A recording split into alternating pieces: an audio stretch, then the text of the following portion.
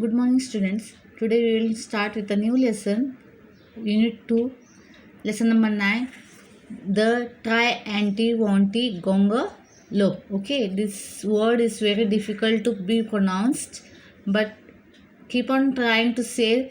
At last you will succeed in saying. Okay, try, anti, wanty, gongo, lope. This is the name of the poem. Let's see what is there in this poem.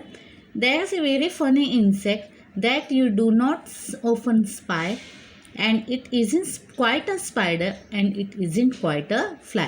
What the poet says, there is a funny insect. एक funny insect से that you do not often spy, यानी आप उसे देखे नहीं होंगे, ऑफनली आप देखते नहीं. नॉर्मली जो कीड़े मकोड़े हम लोग देखते हैं, तो ये एक इंसेक्ट है जिसे आप लोग ने इतना देखा नहीं होगा.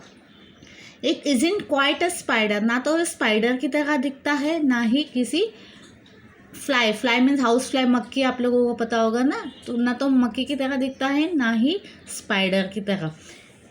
It is something like a beetle and it is little like a bee. कैसे दिखता है? एक बीटल आपको पता होगा, एक बग की तरह होता है, बड़ा सा. ओके ना, वो दिखने में थोड़ा बीटल जैसा होता है और थोड़ा सा bee you know that honey bee. Okay, but nothing like whole bee grub that climbs upon a tree. Its name is quite hard one, but you will learn to it soon. I hope so. So try. But nothing like a holy grub that climbs, मतलब वो कीड़े की जैसा नहीं जो पेड़ के ऊपर चढ़ता हो. Its name is quite a hard one, यानी वो बता रहे कि नाम बड़ा ही हार्ड है, जिसे हम लोग ट्राई स्पेल बोल नहीं पा रहे, but we will learn it soon to say. Okay, what is this? Triantiwontigongolope. Come to next stanza. It lives on weeds and wattle gum and as a funny face. अभी उसका appearance बता रहे कैसा वो दिखाई देता है. See over here that insects. Have you ever seen this insect? I hope nobody has seen such type of insects over here. What it says, it lives on weeds and wattle gum. कहाँ पे रहता है? weeds, जहाँ पे कचरा वगैरह रहता है या तो पेड़ों का जो गम निकलता है, चिकनाट वगैरह चीज़ रहता है ना, वो वहाँ पे रहता है. और उसका चेहरा कैसा है? फनी है. देखो चेहरा कितना फनी लग रहा है. Sorry. Its appetite is hearty and its manners is disgrace. उसका एपिटाइट मतलब उसका जो डाइजेशन का ये है वो बहुत ही ज़बरदस्त है. यानी कुछ भी वो खाता है, बहुत खाता है, वो खाता रहता है और वो कुछ भी खाता है जो डाइजेस्ट कर पाता है. It's manners is disgrace. उसका जो मैनर्स है बिहेव करने का वो बहुत ही ख़राब है. When first you come upon it it will give you quite a scare. जब पहली बार आप उसके सामने आओगे तो आप घबरा जाओगे, क्योंकि कोई भी चीज़ ऐसा होता है जो आप कभी देखे नहीं हो. और कीड़े मकोड़े वैसे भी हमें देख के क्या होती है, उसे घिन आती है, घबराहट होती है. तो बोलते हैं जब पहली बार आप उसके सामने आओगे तो क्या आएगा? आप डर जाओगे. It will give you quite a scare. But when you look for it again you find it isn't there. अब फिर से जब दोबारा आप उसे देखने के लिए जाओगे तब आप पाओगे कि वो वहाँ पे नहीं है, मतलब जा चुका है. And unless you call it softly, it will stay away and mop. So try, anti, wanty, gonga, look. यानी फिर से जब जाओगे और उसे बुलाने की कोशिश करोगे, it will stay away. वो दूर रहेगा और देखेगा. Okay, come next part. It trembles if you tickle it or tread upon its toes. It trembles, वो शेक करेगा, डरेगा जब आप उसे ये करोगे. टिकल करना मतलब गुदगुलिया करते हैं ना आप लोग, किसी को गुदगुली करते तो आप भी कैसे करते हैं, बिहेव करते हैं. तो it trembles if you tickle it or thread upon its, या उसके पैरों पर आपने कदम रखा तो. It is not an early riser but it is a snobby nose. It is not मतलब जल्दी उठने जैसा नहीं है, बहुत ही हालसी किस्म का ये है.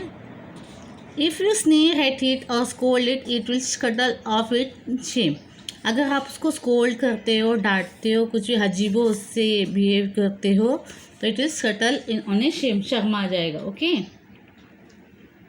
वहाँ से भाग जाएगा शॉर्ट स्टेप लेते हुए और शर्मा जाएगा. Okay, but it worse and first quite proudly if you call it by its name and offer it some sandwiches of sealing wax and soap. So try, यानी इसको आप कोई सैंडविचेस ऑफ सीलिंग वैक्स आपको पता है, कोई भी box seal करने के लिए एक वैक्स के जैसा रहता है जिसे हम मेल्ट करते हो, फिर उसको दबाएगा तो उसका सील हो जाता है, या सोप अगर आप लोग उसको दे रहे हो. Okay,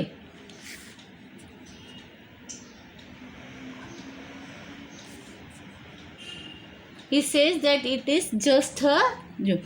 Now in the next stanza, but of course you haven't seen it, and I truthfully confess that I haven't seen it either, and I don't know its address.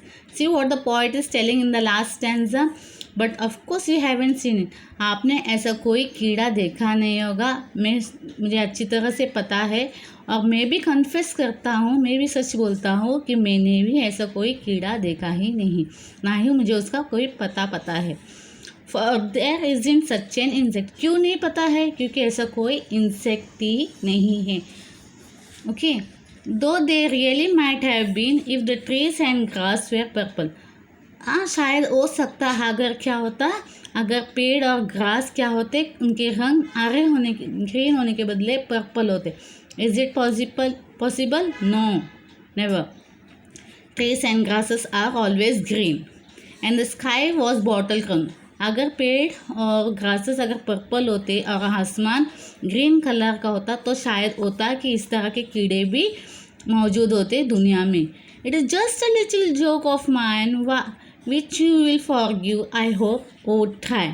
Last में वो क्या बोल रहे, पॉइंट क्या बोल रहे, ये एक मजाक था मेरे तरफ से जो मैंने आप लोगों के साथ किया. हो सके तो आप लोग मुझे माफ़ कर दो. आशा करता हूँ कि आप मुझे माफ़ करोगे. कोशिश कीजिए और triantiwontigongolope. Okay, this is what the poem is. It is an imaginary insect, एक इमेजिनरी काल्पनिक कीड़े के बारे में बता रहे, जो एक कवि के दिमाग की उपज है, मतलब उसकी अपनी सोच है. वो सोच रहे कि एक ऐसा कीड़ा होगा जिसका नाम लेने के लिए किसी को पॉसिबल नहीं होगा. Okay, that is this mention on this poem. Okay, I hope you got that. क्या है वो इंसेक्ट, कैसा है, फनी है. ओके, ना तो स्पाइडर की तरह दिखता है, ना ही मक्खी की तरह, ना ही थोड़ा सा बीटल की तरह है और थोड़ा सा बी की तरह.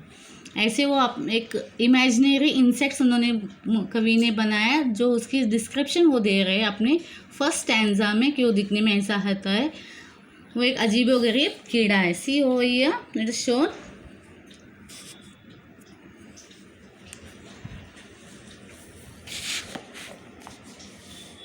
I hope you understood. ये पोएम क्या है, इमेजिनेटिव पोएम है. इमेजिनरी मतलब काल्पनिक कहानी, ये है काल्पनिक, जो एक पोइट ने सोचा है ऐसे कीड़े के बारे में जो इसमें दुनिया में उसके अस्तित्व ही नहीं है.